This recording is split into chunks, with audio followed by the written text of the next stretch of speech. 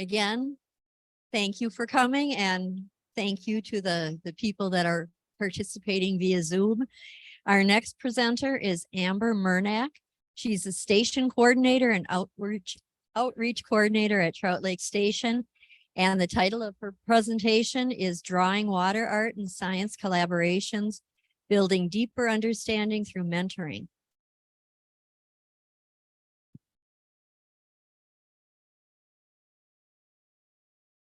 Perfect. Thank you for that introduction. I am Amber Murnack. I'm the station coordinator, and I also do education outreach at Trout Lake Station. And while Pat gets this set up for you, I'm here today to talk about our art and science programs at Station and some of the things that we do. So Trout Lake Station is part of the Center for Limnology at UW-Madison, which is a freshwater research station. And I am here not as a scientist. I do have a natural resources background, but I'm not a scientist. And I am definitely not an artist at all. But I do have a background in education, which is kind of where I see the value in bringing art and science together. And that's kind of my perspective that I'll be sharing today. There we go. So why art and science? Why do we bring these two fields that are often thought of as separate together? Typically, a lot of the times you'll hear art serving science. So it's often been used as a means of communicating science for scientists and doesn't really speak on its own. But science can also serve art. Science can serve as inspiration for art and artists, and it can serve as a means of educating artists on things that they're interested in and interested in sharing and communicating different topics. So we have some of these environmental leaders who you're probably seeing some of them. And environmental leaders historically have used a lot of the humanities to spread messages of science and conservation and natural resources. So you'll see John Muir here as an author. We have people who look at film and painting. So these humanities perspectives aren't new to art and science, but it is kind of going through a resurgence right now. So some of the impacts that we'll look at, these are actually two paintings that are from some of our art and science programs. The first is by Mindy Schnell, and it's called Vanishing Act. And this represents Sparkling Lake up in Boulder Junction, Wisconsin. And you can see here on the left side of the painting, the walleye are there in the lake, and then the smelt, an invasive species, rainbow smelt, came in. And you can see that as the population of smelt increase, the population of walleye are decreasing. So this is an artistic representation of the science that's happening in this lake. And you might see it as being kind of familiar. It sort of looks like a graph that you would see in science, right? So you have the walleye decreasing, and you have smelt increasing, and you can kind of see that relationship there. And then this next painting that we have is by Anne Singsass. It's called Lake Impressions. And you can see that it represents 7 of the different LTER lakes that we have. So LTER is the long-term ecological research program that many of our scientists on station are a part of. And it's really long-term data collection. So 7 of these lakes are represented here. You can see Crystal up on top. It's very clear, it's very blue and bright, right? It looks like a lake you'd want to swim in. And that's exactly what the lake looks like. It has sandy beaches, it's very clear. It doesn't have a ton of habitat, there's not a ton of nutrients in the lake. And that is represented very well up on top here. We go down a little bit, Crystal Bog right underneath there is very dark. It's a bog lake, it's full of tannins and is stained. And you can see that represented really well here. There's another bog here, and I bet just by looking, you can pick out which one is the bog. Down here, we have Trout Bog. And then one other thing that I like to look at when I have these two paintings together, it's kind of interesting to see Sparkling Lake here compared to Sparkling Lake in Anne's representation. Kind of the colors really match up very well, so you can see that. So both of these paintings are really great representations of science and a representation of the collaboration that can happen when art and science come together and some of the new meanings that you can take away. And again, my role as an educator, not everyone learns the same, right? So someone looking at a graph or reading a scientific manuscript, they're not going to have the same takeaways as someone is looking at these paintings, especially the general public and people who just want to look at this, make those emotional connections and really learn. So I have an activity for you all now. All you need is a piece of paper and a pencil or something to write with. I do have some paper up here, but you don't need a lot of space. So if you have your own scrap paper just on a side, that's fine. And it'll be pretty quick here. Sorry, I didn't bring pencils with me. So I'm going to have you create your own drawing. I have two things up here, either the bluegill or the water shield. I tried to pick things we might be familiar with in our lakes. And all I want you to do is spend a minute or two drawing whichever one of these you want and just kind of look at it and create your drawing. So go ahead and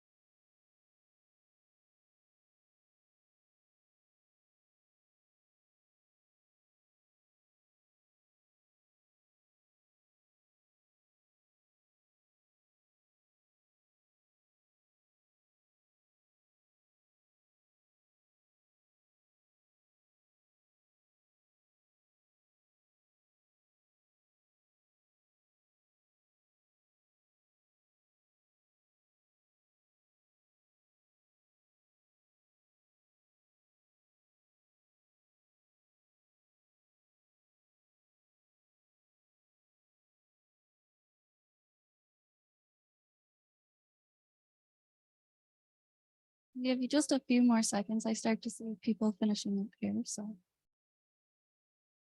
and it's okay if it's not totally finished. That's fine. So what I'm going to do next is have you create another drawing from a new perspective. So go ahead and right next to that one or flip your sheet over, whatever you want, go ahead and draw it again. Draw the same picture that you drew the first time, just from this new perspective.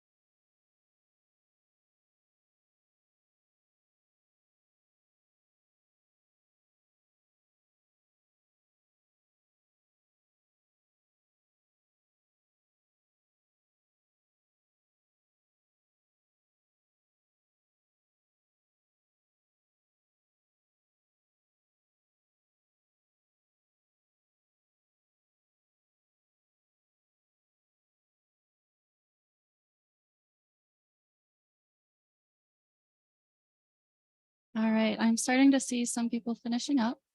So I'm curious, which of these two drawings you thought is better, which one you like more? Do you want to maybe raise your hand if you like the first one more? How about the second one? Fairly split. I see quite a few people looking at the second one, and that's actually pretty typical. So what we did here is we looked at it from a new perspective. We flipped it over, and it's something that your brain's not really used to seeing, right? In your head, you already have a picture of what a bluegill looks like or what the water shield looks like. And when you change that perspective, when you kind of put it in an uncomfortable place that you're not as used to, you remove yourself from it and you're able to actually make way more detailed observations. And that's represented in your drawing, which is probably why some of you liked that second one more. And so this is all about just changing your perspective and showing you that all of you do have some of these artistic abilities. You can make observations and you can cultivate that. And then much like science, right? You make observations while you're doing art and while you're doing science. These two fields are very much have some overlap, which isn't traditionally thought about. We typically think about science as being very structured and formal. You make observations, you're collecting and analyzing data, you're going through that peer review process so that people can trust it. But art does have a lot of overlap there. You're making observations. You're also going through a creative process. It's a little bit different, but it's still a creative process. And you're putting out information for people to take in a slightly different way. And so when we can bring these two together, we can make some really powerful connections, and we can share these with the public in much greater ways and make a much bigger impact on people, and the connections and emotions and things that they can take away from the information. So now, thank you for participating. I'm just going to go through a brief history of some of our programs that we've had on station for art and science. We'll talk about Paradise Lost, the LTE Arts and Drawing Water program, Artists in Residence, and then we will end with our current program, Drawing Water, which includes art and science mentoring. So Paradise Lost began in 2006. It featured 20 artists, 6 scientists, a whole bunch of educators that all came together to study Paradise Lost, climate change in the Northwoods, and to look at climate change relating to art and science and looking at it through that view. And this was able to happen because of a Baldwin, Wisconsin Idea Grant, which I'll come to later, again in the program. But this resulted in a traveling exhibition. We had that traveled from 2006 to 2008 and had over 100,000 visitors that saw the exhibition, which is incredible. It was over also 15 locations in Illinois, Wisconsin, Minnesota, and Michigan. And then that painting there, Winter's End by Highland, is just one of the outcomes of that project. So that was the first one. And really, that was kind of the beginning of a resurgence of art and science. It had been, like we had talked about earlier, used by these naturalists and these communicators for conservation, but it's kind of a new topic that's kind of in resurgence in the last 20 or so years. And so the next program that we had is Drawing Water and LTE Arts. So after that initial Paradise Lost, our artists and scientists were interested in continuing and figuring out something else that they could do. So our LTER site, I talked a little about that long-term research program. Some of the sites that are involved in that were interested in getting a grant and continuing art and science. And those are some of the sites there that were involved. And then for us at Trout Lake Station, that really resulted in the beginning of the Drawing Water program. And so this was a 3-day field workshop that also had an exhibition. It was called Drawing Water, Artists and Scientists Exploring Northern Lakes. And this was an exhibition that went from May to October in 2011. And it resulted in the creation of a website and a Facebook page, which I will share at the end, that is still in use. And it also resulted in these wayside exhibit signs. These are just a couple of the examples that you can see over here, that were at some of the boat landings and picnic areas at some of our local lakes up around Boulder Junction that are also LTER study lakes. So you can see some of the art, some of the writing, and different representations in these that help people learn about the ecosystems and the lakes that they're visiting. After that program ended, we are moving now into the Artists in Residence program. And that was another way to, again, keep art and science happening at station and bringing those fields together to collaborate and get more information out to the public in various ways. And so this began in 2013. Every year at station, we have 3 to 5 artists that join us, usually around the shoulder season, so spring and fall, when we're best able to accommodate them on station. And they spend time out in the field. They meet with scientists and students and learn about the projects and the science that's happening on station. And then they become inspired. They ask their questions, they do their own research, and they create art that is meaningful to them and conveys messages that they would like to convey. And if we're lucky, they will share it with us. So what now? The Artist in Residence program is still continuing. We're on a little bit of a hiatus between COVID, the whole pandemic slowing things down. So we're catching up with some residents. And we are also moving forward with a mentoring program and having residents that are part of that as well. So our mentoring program kind of began in 2019 informally with students who were on station and wanted to participate in art and science. They were there as researchers, but were interacting with artists in residence as they were there, and also interacting with the science communications intern while on station. So Julia Buskirk, who you may recognize as the leader of the Flow project in the gallery that's here, and I highly recommend you check that out if you haven't, was one of the initial students on station who helps to kind of get some interest with students generated in art and science. She was interested in writing and her own personal art, and was sort of informally a mentee with some of the people on station. And then we also have Roger Ort in 2019, who was studying microbes and was really interested in some of the beauty that they have and sharing that with others. So you can see that there. That brings us to our program that we're piloting. So last year was our first summer on station having art interns formally in our program. So we had 3 art interns, and they were paired with artists and scientists. So we have 3 artists open up applications and hire artists both locally and more broadly that will come stay on station with the students periodically through the summer and mentor them through the summer in different art formats and different techniques and ways of thinking and communicating. We also have scientists. We have 3 sites that we're working with scientists. One is Trout Lake Station, where we have Gretchen Garish last year and Susan Knight last year. Gretchen Garish this year will be a scientist mentor. We also work with the Flambeau Tribal Natural Resources Department with Celeste Hawkins as a scientist. And then the Wisconsin Department of Natural Resources, Northern Highland Fishery Research Area with Greg Sass as another scientist mentor. So we pair an artist, a scientist, and an intern together to be a small team. And then also together, these 3 teams are working as a group largely and mentoring each other and working together to collaborate. And together they're co-producing a lot of knowledge, and they're producing just a ton of artwork and really exciting things. So the students get to become part of the team. They get to work with the scientists. They go out in the field and really become part of that scientific process, learn about the research that's happening, learn about the data that's being collected and what's being done with it, and really what all of that means. And so you can see here some of our interns from last year out in the field, learning and enjoying everything that they're experiencing. And they learn in other ways as well. So we have done studio tours, both with their mentor artists, as well as local artists that are just really excited to engage and also teach as well. You can see over on the pictures here, we have a studio tour of Mindy Schnell, whose walleye and smelt painting you saw earlier. She was a mentor last year. And the interns are there learning about what she does, kind of her background, as well as getting sort of a workshop on watercolor and the process of watercolor painting, which brings me to workshops also done by mentors as well as other artists in the community. And then finally, they're making their own passion projects all throughout the summer. It's been incredible to see how prolific they are. All of their sketches and final pieces and everything that they've created has been fantastic. So I'll show you a few of their projects from last summer.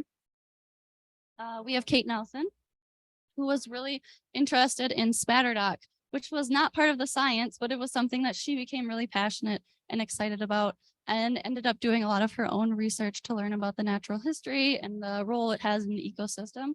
So you can see her spatterdock paintings here. These are just a couple of them. One of my personal favorites is Currents and Consequences. And Kate was a watercolor artist, but she also became interested in oil painting. Her mentor was an oil painter. So she took this opportunity to develop a new skill and worked at that throughout the summer, creating oil paintings as well. Then we have Cameo Boyle. Cameo was really interested in foods and things that you could forage and be used as medicinal, things like in that way. So chaga is one of them that she painted there.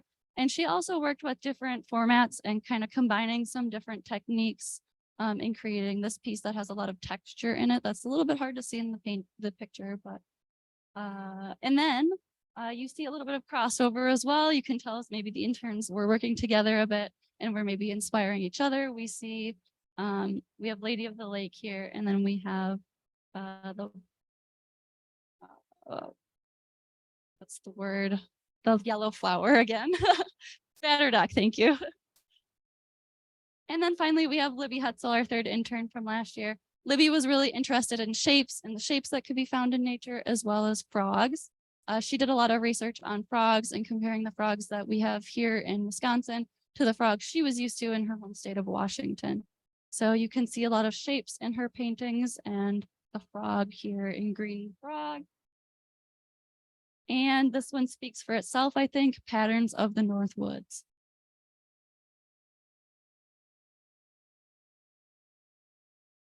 Another huge part of this mentoring program is having the mentees, the students, become mentors and to share what they're learning and share art and science with others. So one way that we did that is through a middle school art and science camp. This was held at the North Lakeland Discovery Center, who is one of the partners on our grant, which is, as I said, we come back to Baldwin, the Baldwin grant. We have kind of come full circle now, and we are the Drawing Water current program is also funded by a Baldwin, Wisconsin IDEA grant. And so you can see here, the students planned this entire camp. They created the lessons, and we helped to kind of guide them through that process.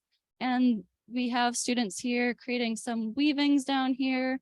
They're doing some water chemical testing and water quality testing.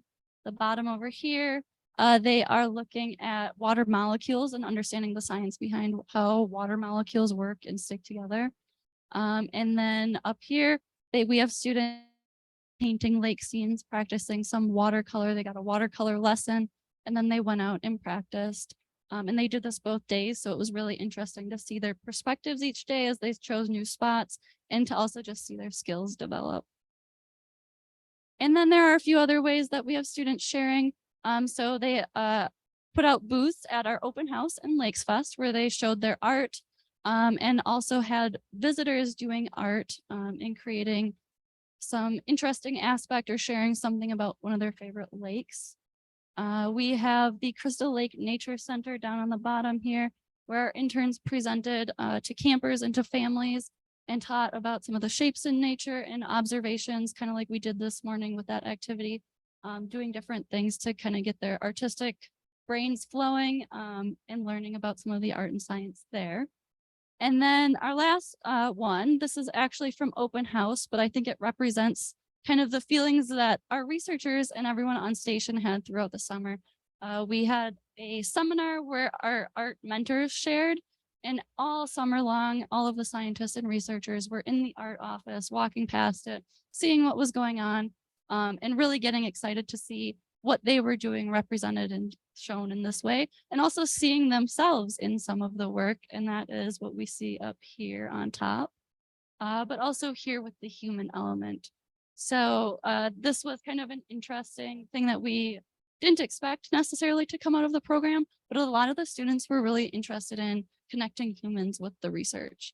And so we see Libby here on the left doing some of the sampling. She's doing plant surveys over with the Lac de Flambeau Tribal Natural Resources. And then in the middle here, she's using a photo as a reference for that research and field work that she was learning about. And you see her final painting on the right here, sampling, which really shows that human interaction.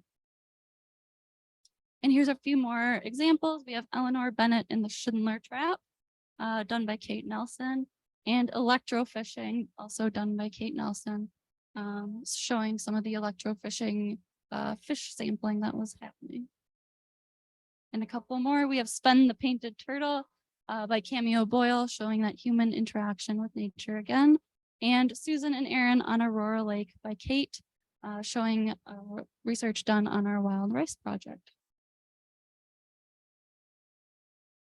And so this coming year, we have one more year of students on station. And then in 2024, we are planning a traveling exhibit. We're in the very, very, very early stages of planning this right now. But we are planning to have the works of the students, as well as some of the art mentors, and hopefully some contributions from the scientists as well, in this traveling exhibit.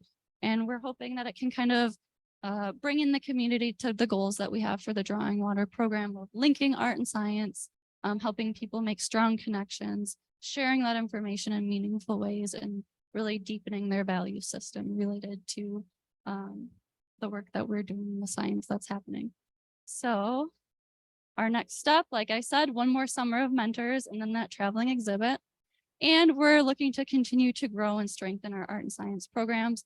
We would love to have this program continue in some capacity. So our next step, I've been networking with the Organization of Biological Field Stations and working with their working group that's really pulling together art and science programs to pull resources together to help everyone strengthen their programs, help people start programs. So we're doing that, getting information together and really looking into funding sources to continue this program in some capacity. And so with that, I would love to thank the Baldwin Wisconsin Idea Endowment for helping us to fund this program and keep it going, and the North Temperate Lakes Long-Term Ecological Research Network for their continued support of the program as well. And if you are interested in following along with us, these are the websites that I mentioned earlier. So we have Drawing Water website, and then you can also find Drawing Water on Facebook, Trout Lake Station. You'll see some overlap there, the website and the Facebook page. My contact information if you're interested in any resources for an art and science program. I'd love to connect you with the Organization of Biological Field Stations. That's a working group that's really in the beginning processes, but I think is going to be really useful for a lot of our field stations. And then the Trout Lake Station Fund, if you're interested in contributing in that way to our art program, that would be a good place to do that. So thank you very much for being here today. And I'll take any questions that you have.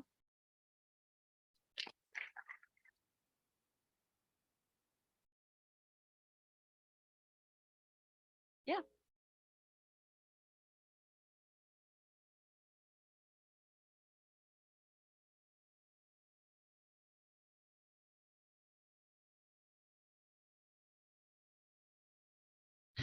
That's a good question. And it is really both of those reasons. We want to support both art and science, right? We don't want it to be one-sided. So we are getting messages of science out into the community, but we're trying to not make it a one-sided way. We're trying to let artists kind of communicate what they think is important as well. So that's really, I think everyone's goal is communicating these messages that we both have for natural resources and science and conservation, and letting people share that in the ways that are meaningful to them, and really connecting the community to spark some conversation and get discussions going, and just really have everyone appreciate what we're doing in the ways that are meaningful to them. Any other questions? All right.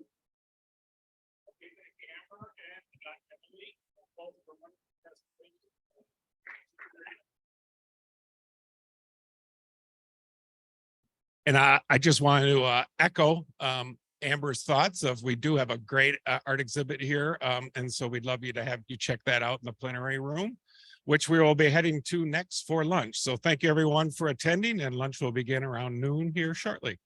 Thank you. And thank you, Zoom people.